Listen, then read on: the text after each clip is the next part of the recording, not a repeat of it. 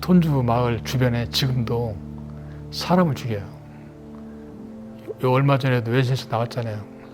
총격전으로 40명 죽고 막 이게 나타나서 움직이지 못해. 근데 원래 톤주에 사람들을 많이 못 모이게 해요. 왜냐하면 싸우니까 부족끼리. 그런데 그날 2,000명이 모였어요. 이거는 기적 같은 일이에요. 서로 싸우는 총질하는 부족들이 세 부족이 다 모였잖아요.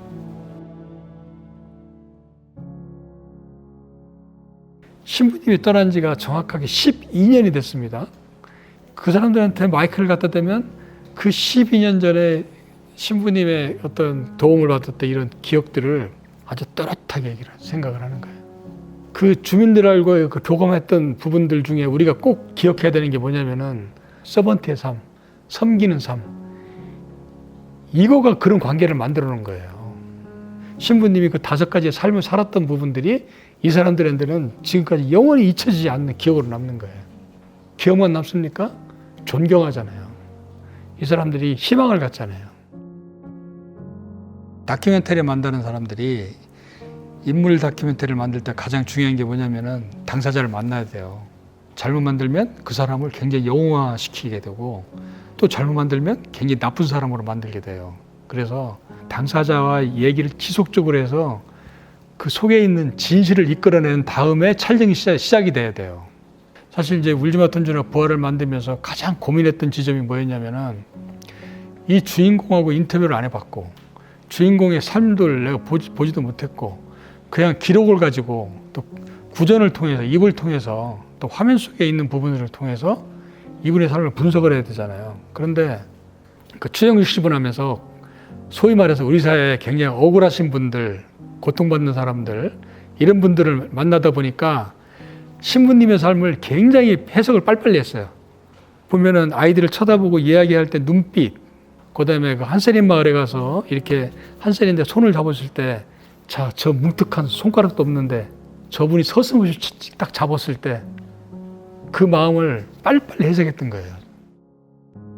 사실은 영화를 만들고 굉장히 걱정했던 부분이 뭐였냐면 과연 제 해석이 맞았느냐 안 맞았냐 이거예요. 왜 대중들은 그 영화를 보고 감동을 하고 난리가 났는데 만약에 제가 잘못된 정보를 줘가지고 대중들이 잘못된 감동을 했다면 이것은 저널리스트 입장에서 엄청난 책임이 돌아오는 문제이기 때문에 굉장히 힘들었어요. 그게 고민됐고 가장 중요한 게 뭐냐면은 가톨릭 신부님들이었어요. 이분들은 저 삶을 어떻게 바라보고 있는가.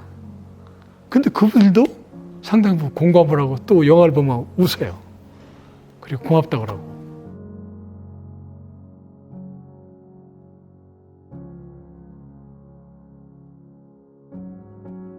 제가 갖고 있던 생각, 제 생각, 판단이 맞았구나 하는 부분들.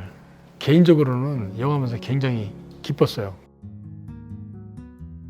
영화 마지막에 가장 보잘것없는 이에게 해준 것이 나에게 해준 것이다 라고 하는 마태복음 성경이 나와요.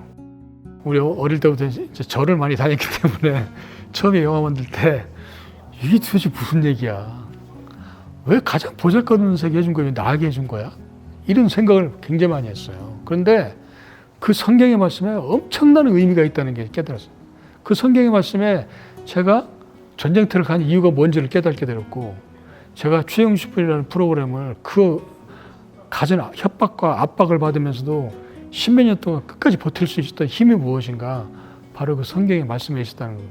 고발 프로그램을 할 때 되게 그 제보에서 운영이 많이 돼요. 제보하는 사람들은 누구냐면은 가진 사람들이 절대 제보 안 합니다. 할 일이 없잖아요. 가진 사람들은.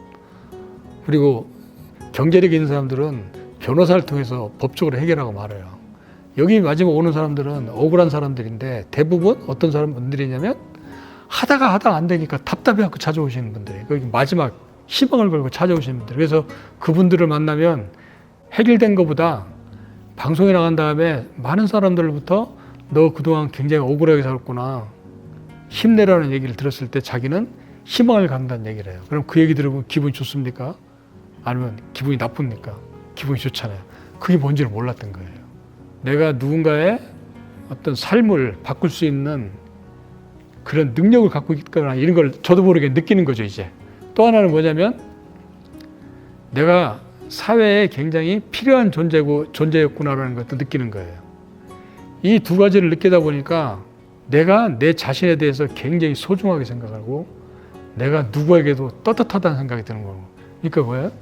내 하는 일이 즐거운 거예요.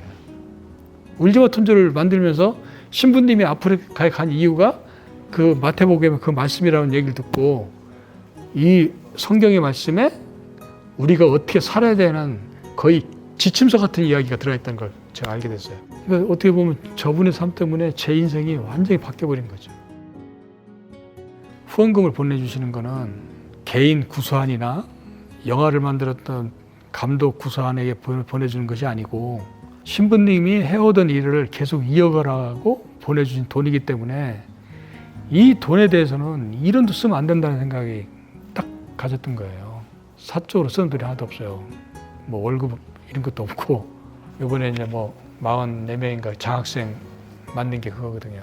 그러니까 신부님의 제자들이 그 이태석의 후예로 이 성장을 시키려면은 의대 졸업할 때까지 이거 무조건 우리가 지원을 해줘야 된다. 처음에는 한 5명 정도 하다가 이번에 숫자를 확 늘려버렸어요. 그게 이제 재단이 남수단에서 해야 될 일 하나. 두 번째는 이제 한세림 마을에 지금 저희가 식량 원조를 하고 있어요. 의대생들한테 제가 조건을 걸었던 게 뭐였냐면은 너희들이 1년에 한 번씩은 가서 의료봉사를 해야 된다. 그거를 아주 제도화 시켜가지고 저희 재단에서 약하고 경비들을 지원을 해가지고 이제 한세림 마을 가서 이제 의료봉사 하게끔 하는 거. 이거 두 가지. 또 하나는 밴드를 하나 조직을 하는데 그걸 누가 하냐면 그 영화에 나오는 그 아이들 있잖아요. 그 애들이 직접 가르치게. 근데 그냥 가르치려면 얘들도 먹고 살아야 되는 문제가 있잖아요. 그래서 우리가 이제 뭐 월급식을 준다든지 해가지고 그 신부님의 어떤 그 흔적들을 계속 이어가게 하는 것. 이게 이제 남수단에서 해야 될 톤주의 일이고 구체적으로 하나씩 하고 있어요. 이제 국내적으로 들어와서는 중고등학교 애들 어떤 그 서번트의 삶을 실천을 할 수 있도록 강연도 해주고 또 봉사활동도 하고 이 애들 중에 리더를 키워보자 해가지고 스웨덴에서 이제 교육을 받게 하는 거예요. 봉사의 정치를 할 수 있는 이런 리더들을 재단이 키워보자. 마지막으로 이제 제가 갖고 있는 꿈은 뭐냐면은 이제 57명을 장학금을 주고 한 4년이 될지 뭐 5년이 후가 될지 모르겠는데 정말 가운을 입혀놓고 한번 찍고 싶어요. 다큐멘터리를. 그게 아마 이제 제가 이제 신부님 일을 하는 어떤 마지막 일이 될 것 같아요. 그리고 그 아이들이 또 현장에서 또 나가서 신부님처럼 이렇게 봉사활동을, 의료봉사를 할 수 있는 어떤 이런 모습들, 이거를 이렇게 담아서 국민들한테 보여드린다면 어떤 신부님의 삶에 대한 더 확신을 갖겠죠.